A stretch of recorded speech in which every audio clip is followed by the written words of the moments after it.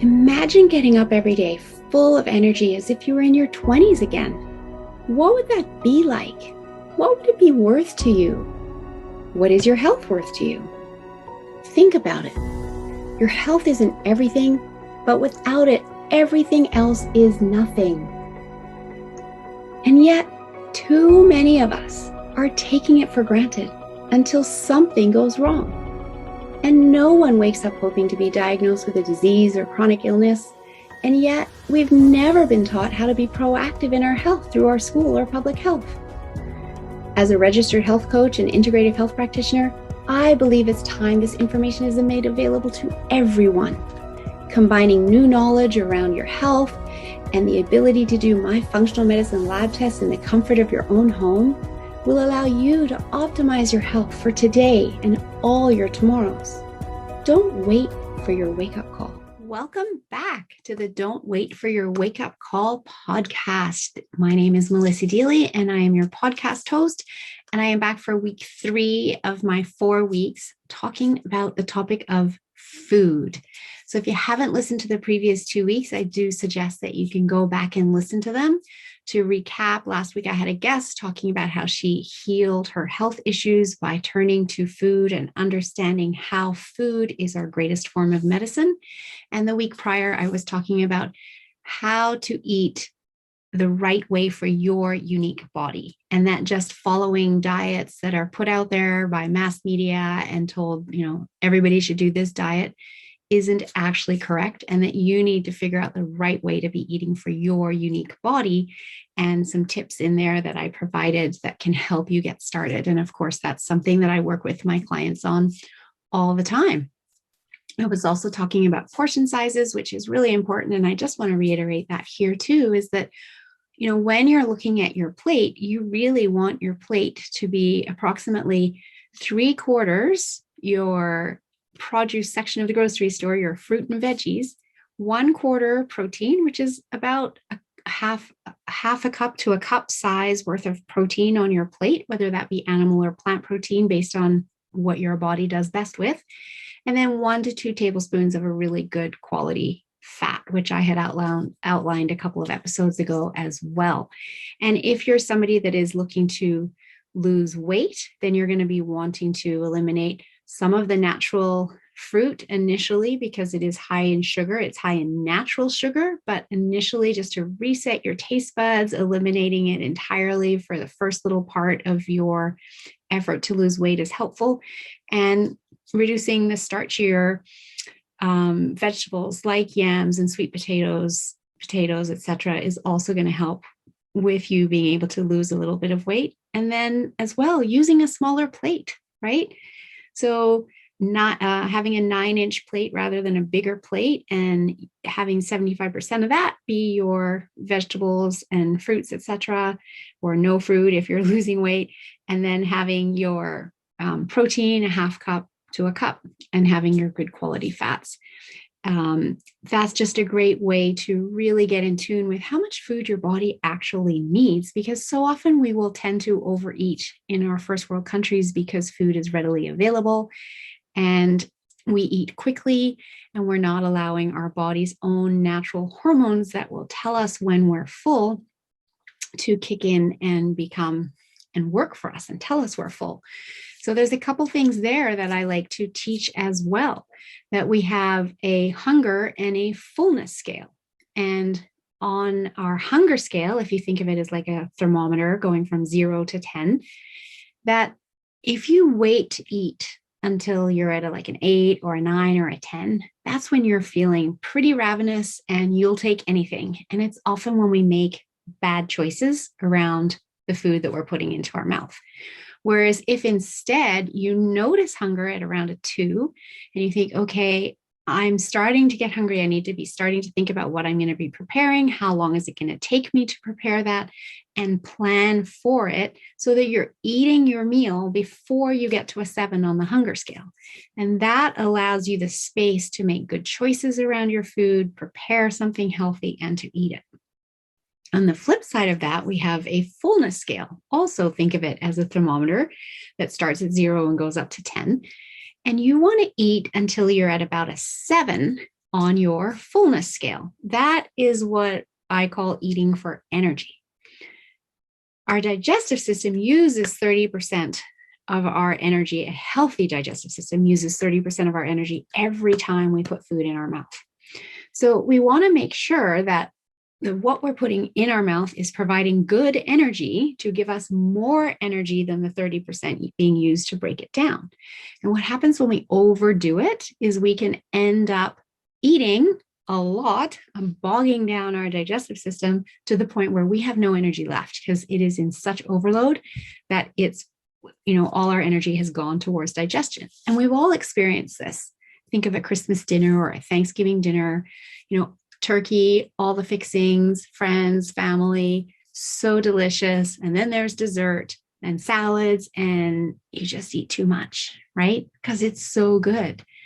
And then at the end of that, you end up on the couch in discomfort, unzipping your pants, and you have no energy because all energy's gone towards digesting this massive meal you've just put into your body.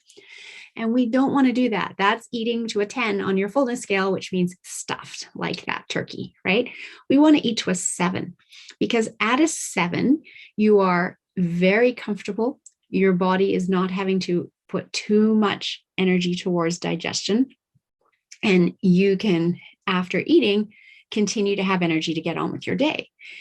And so what happens is as we're eating and as our body is digesting food, if we eat slowly enough, we can start to be aware of the signals from our brain that we're starting to get full.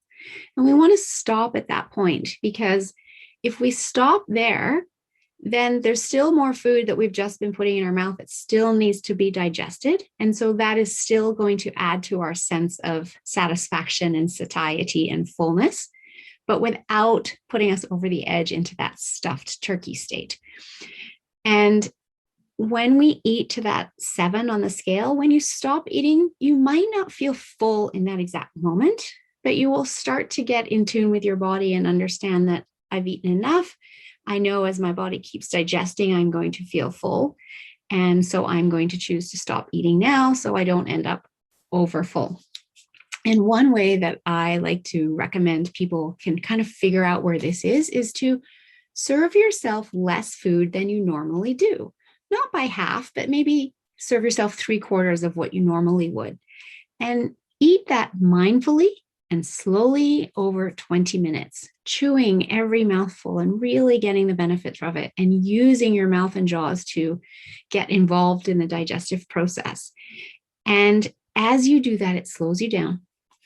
It allows your brain to tell you as you're starting to get full and to recognize the signals instead of wolfing down your meal and being done in like 7 minutes and your brain hasn't had time to catch up to you yet.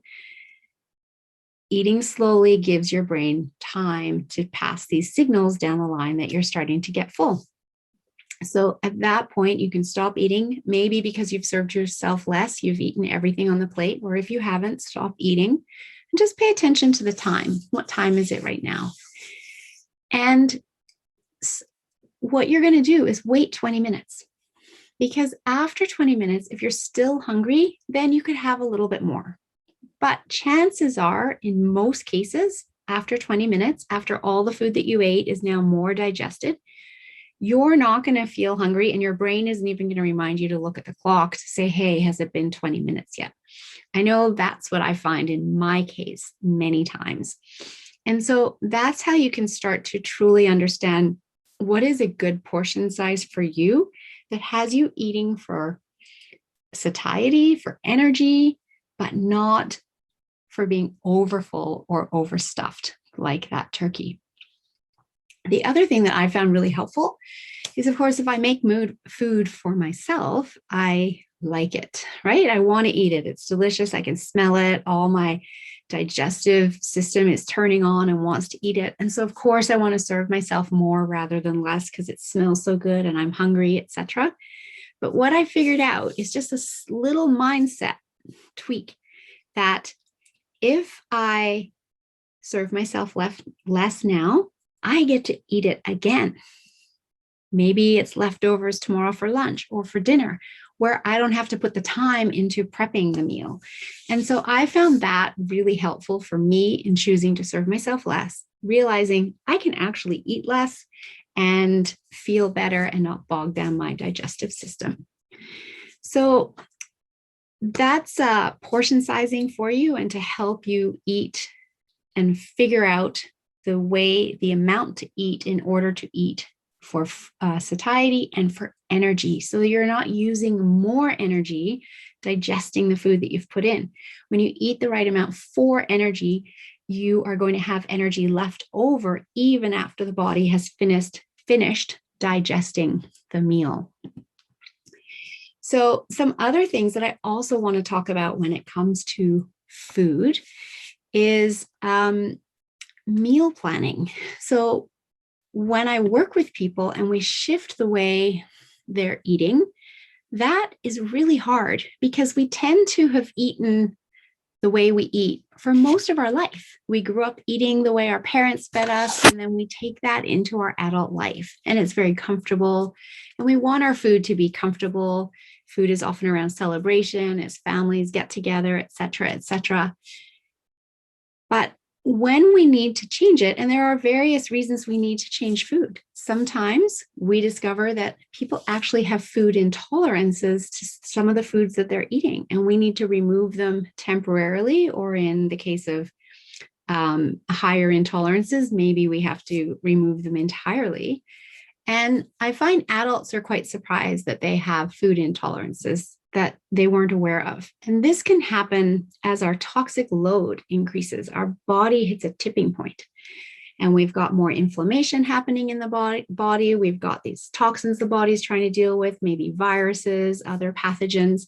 And on top of that, we're putting food in that the body doesn't love that also creates inflammation. And the body just kind of goes past its tipping point, and it's like, enough is enough, stop. And so it sends you more signals or symptoms of the issue in order to get you to create change. And so when I work with people that have done their food sensitivity lab testing, it's very helpful because now they can see exactly what their body doesn't like and does like. And there's often a few ahas on that, at least for people. And so now they know, and now it becomes a choice, right? And so, as I said, though, it's not necessarily easy because they may be foods that you like and foods that bring you comfort because they're foods that you've had for your whole life. And so helping people shift how they eat is really important to me so that you can be successful in this, right? And whether you're shifting the way you eat simply because you would like to lose 5 pounds, or maybe you would like to lose 30 pounds, or maybe you know you have food intolerances and you haven't really been sure what to do. So I like to help people make it really easy. And that starts with meal planning. And when we plan and we have that plan in place, we can be so much more successful than if we just try to wing it. Because when we just try to wing it, it's actually quite stressful because on any given day in the back of your mind is, what am I going to make for dinner, or what am I going to make for lunch?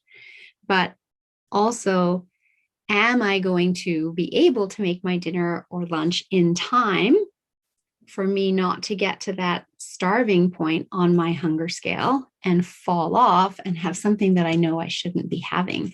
And very often when we fall off, then we beat ourselves up about having fallen off, and we just get into this downward emotional and mindset spiral. Whereas when we plan and we follow the plan, we are just setting ourselves up for success at the outset. And meal planning has many benefits. And so first of all, if you're deciding to go with a changing the way that you eat, maybe you're cutting out certain foods, etc., there's many online resources to help you come up with great recipes. That's something I also provide clients with to help them, and again, to make it easy so that you can create a little spreadsheet, have a document in front of you, And mine is just literally in an Excel spreadsheet, and you can mark off the 7 days of the week and the 3 to 4 meal times of the day, because there might be an afternoon snack in there, and start planning what are you going to make for each of those meals. And for some of them, there could be leftovers, of course, too. So it doesn't mean you have to cook 7 days a week, for 2 to 3 meals a day. First of all, I love having people start their days with really healthy smoothies. It's a great way to get in 2 to 3 cups of berries and vegetables. So the smoothie is pretty easy. If you start your day that way, easy on digestion, easy to plan. Then you just have to deal with, okay, what am I doing for lunch? What am I doing for dinner? And you could have 2 or 3 meals that you make on the weekend that will get you through your lunches and your dinners for most of the week with leftovers, etc. And so when you have this plan and you follow the plan, you are far more likely to be successful in changing the way that you eat into a way that better serves your body. So some tips here of other benefits of meal prepping, aside from just being more successful, are that when you meal plan like this, you're going to end up with lower grocery bills, because knowing what meals you're making in advance, making that shopping list and going and buying only the ingredients that you need and buying in bulk because you've planned out for the whole week is going to save you some money.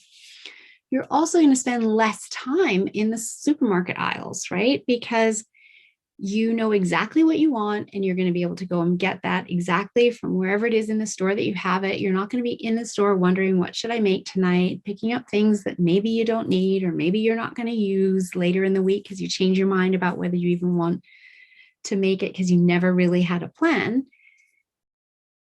You just save time because you can go into the store, have your list, buy what you need, and get out. So highly, highly efficient.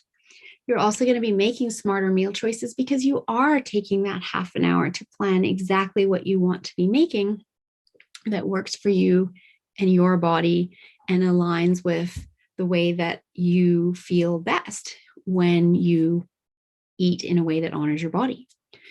You're going to have reduced food waste because, again, you're not buying excess. You're buying what's on your list, and you know when you're going to use it, what recipe it's going to be used in, and what days you're going to eat it. You can also use meal prepping for better portion control. So when I talked about serving yourself less earlier, you can actually make the meal in advance and then portion it out into the sizes that you want, and then put some in the freezer, some in the fridge. And now you have your ready to go meal already portioned out for you. And so that can be really helpful and is very effective in supporting weight management. You also will reduce temptation because, again, when you meal prep, you are a lot less likely to reach for unhealthy meals and snacks because you already have an easy go-to meal within arm's reach. And then, of course, reduce stress. I don't know about you, but I really don't like the stress hanging over my head of what are the meals that I'm going to be preparing for my family this week. I like to know that in advance. So it's one less thing my brain has to think about and hold on to as I go about my work week. And so having a plan is really highly effective at lowering the stress. And it does take a lot of time and energy thinking about what you're going to eat every day.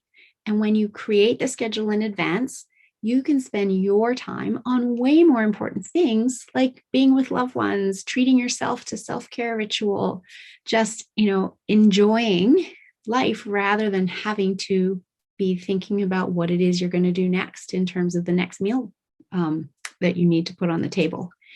And you'll also spend less time cooking. Yes, you will still need to cook, but with meal prepping, you can actually kind of spend some bulk time in the kitchen, maybe on the weekend or maybe one evening, and cook up 2, 3, 4 meals all at once, back to back, get it all done. And then imagine how good that's going to feel when you can then go to those meals through the week and not have to spend all that time in the kitchen. And you'll also end up spending less time doing dishes because you don't have all the pots and pans to be cleaning all week long as well, because you only need to do that on the weekend. So hopefully you now start to see some benefits to meal planning and might be willing to try this for yourself. I definitely invite you to give it a try. Maybe just try it for a month to see the benefits. Don't try it for a week and then decide it doesn't work. All change takes time to get used to, but try it for a month and see how it works out for you. There's also some additional tips here that I want to share. And one of those is even after you go grocery shopping, when you get your vegetables home, you can actually wash them all then and then slice them up, because chances are they're going to need to be sliced up for whatever meal you're putting them in. So you could start slicing them all up now and then put them in containers sliced, whether it's carrots or peppers or mushrooms or whatever it is. All those vegetables that need chopping, do the chopping now when you get home from the grocery store, so that when you go to do your batch cooking, perhaps the next day, that work is all done. And let's face it, the chopping can take time, right? So you've got all your chopping done already, and that just makes the actual cooking time take even less time. So hopefully that is really helpful. And I love sharing those tips because I love encouraging people to be able to prepare really good homemade meals for themselves. And I have people who tell me they don't cook, they never really have, and they're not sure where to get started. But when I provide them some recipes that are really easy to follow, and then some of these tips, they actually find they quite enjoy it. And what's really interesting is the feedback on how much better they feel when they're starting to cook foods that they know are not irritating or causing inflammation in their body. And their comments are, I thought I was eating healthy because I was buying food in the grocery store that had packaging on it that said that it was healthy. And unfortunately, that is a misnomer of marketing. The marketers can say what they want on the packaging of their products. And just because it says it's healthy doesn't actually mean it's really healthy. And it's unfortunate today that we actually have a food industry that doesn't care about our health, and we have a health industry that doesn't care about our food. And so that means we consumers have to be more discerning, and that can be confusing, I know. But the reality is that just because something is sold in the grocery store or any store doesn't necessarily mean that it's safe or that it's healthy. So many of the foods in the grocery store or in the center of the store, in the refrigerator section, in the aisle section, are processed foods that have chemicals in them in order to add to the shelf life, and have sugars and salts in them added specifically to get you to buy more of them and become addicted. And they're very deficient in nutrients. So yes, you're eating food, but it's not good quality food, and it's not food that is got any density in terms of the nutrient value to it. And so you're not going to get a lot of energy out of it. And so it's really important that we also are reading the food labels.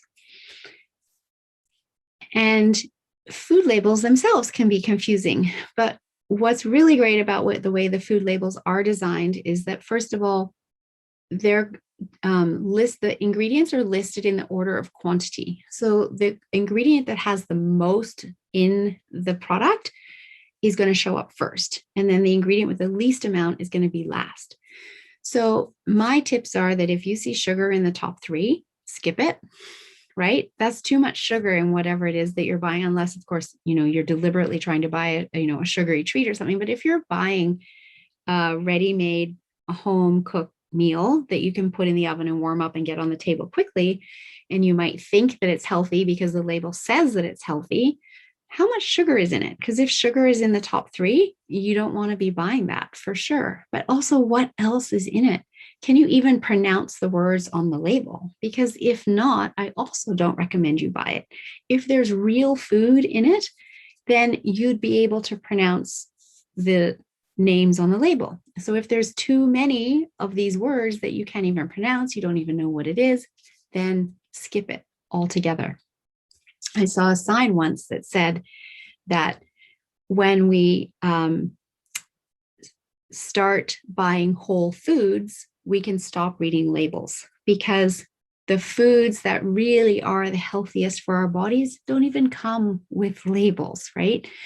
And it's all of this processed packaged food that has labels to tell us what's in it, because otherwise we wouldn't know. And so if you are buying it, and we all do from time to time, etc., just read that label. And are you making the best choice in buying that particular product? Or is there something else similar that actually has less ingredients that you can choose instead? And by less ingredients, I mean less processed ingredients, less chemicals, less sugars, etc. That would be a better option for you instead.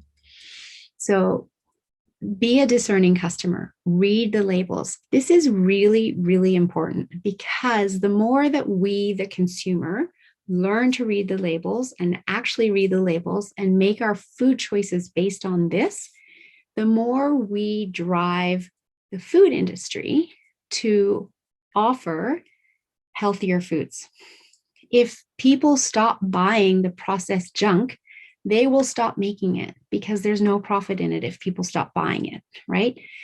And at this point, with our food industry being a for-profit industry and our medical industry being a for-profit industry, they're not motivated to stop providing foods that are not healthy for us as long as people keep buying them. So the more people become aware of this and realize that just because it's in the grocery store doesn't mean it's healthy, doesn't mean it's safe. Just because the label says it's healthy doesn't mean it's healthy. Then we will start to make better choices around the food we're buying in the grocery store, the food we're preparing to eat at home and feed to our families. And that will start to create a shift, I hope, in our food industry in offering better choices. And we can already see that happening, right? In every community, there's options to be, buying organic and having it delivered, to also just different products in the stores that are offering much less processing in delivering meals to people, whether it's in the grocery store or even if it's some of the companies where you can do like skip the dishes or etc. Or the ready-made meals, HelloFresh.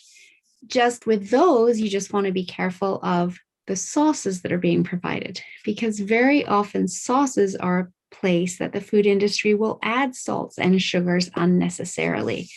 So they are very good for convenience and meal planning, etc. If it's something that you can afford and maybe you do it several times a week, but you might not want to be using their sauces. You might want to be making your own sauces to put over the meals that they deliver, so that you're not getting sauces laden with sugar, etc. So there are definitely options there that you can work with, and that can kind of move you from a lot of ready-made processed meals from the grocery store to having meals delivered a couple times a week, to meal planning and prepping your own meals other nights of the week. And just understanding that food really is our best medicine. Mother Nature has given us so much in terms of food that we have access to on this planet. And our bodies need this. And when we fuel our bodies with good quality food, our health is going to thrive. The problem is, of course, with the food industry being for profit, years ago becoming industrial, food producers and using large machinery to grow more food, it's resulted in our soils being nutrient deplete because we've overused the fields, overused the soil, not allowed the nutrients to replenish enough. And so now the food is nutrient deplete compared to what it was 50, 60, 70 years ago. And as an example of that, an orange that, say, my grandmother ate in the 1940s, if I wanted to get the same number of nutrients from eating an orange today that she got back then, I would have to eat 9. 9 oranges. Nobody eats 9 oranges in one sitting. You couldn't. There would be so much fiber in it that you would just get full before you ever got to 9 oranges. And so this is also a reality of our world today and what's happening with our food industry. And there are people that are starting to move back, farmers, small farmers, and farmers markets is where you're likely to find food of farmers that is being farmed in a much more earth-friendly way, a much more sustainable way in terms of the nutrients in the soil getting into the food, etc. So going to farmers markets, talking to the farmers, understanding what they're doing, how they're growing their foods is going to be a better option for you than buying your whole plant food in the grocery store, because what you have in the grocery store has likely traveled quite a distance. And in order for it to travel quite a distance and look nice in the grocery store, it's actually been picked before it was ripe. Well, it's the ripening phase that is when the nutrients are getting into the food. And so if it's picked before it's ripe, it's even more nutrient deplete. And so as an example, frozen berries versus fresh berries in season, that if those fresh berries have traveled several states or provinces or countries to get to you, they will definitely have been picked before they're ripe. The frozen berries, on the other hand, because they know they're going straight to the freezer and don't need to look beautiful on the store shelves, they are picked once fully ripe and then frozen. So in that case, you might prefer to eat the frozen berries because you're getting more nutrients from them. So that's why when I make my smoothies in the morning, I'm always using frozen berries in my smoothie because I'm going to get more nutrients that way. So there's so much that we can talk about when it comes to food, but hopefully some of these suggestions I've mentioned today in terms of meal prepping and being careful of what you're buying in the grocery store, talking to your farmer at the local farmer market, buying your foods in season, all of that helps you get more nutrient dense meals into your body, which then gives your body greater energy for you to then thrive and feel healthy and do everything that it is that you want to do, whether that's, at the end of the workday, hang with your family or friends or build a business, whatever it is. There's so many people struggling today with low energy. And part of it is as a result of the food that we're putting into our body. So thank you for joining me here today. I hope you've enjoyed this session, maybe had a few ahas about food or things you can shift and change in your life, just small steps, baby steps, one step at a time. In order to shift and improve the way that you're eating. And then next week, I have a guest coming that will be talking about the whole food industry, which I find is really fascinating because I have just recently finished a book that came out just this year called Animal Vegetable Junk. And if this is something that is of interest to you, this book was fascinating. It started at the beginning of time with humans on the planet and how we had to hunt and gather our food, and then brings us through the whole history up to modern day of how we humans sourced food and then grew food, et cetera, and where we've gone wrong and what we need to be doing in order to get back on track. So check that book out if that's of interest to you. And thanks for listening to this podcast episode. And I hope to see you back next time with my special guest.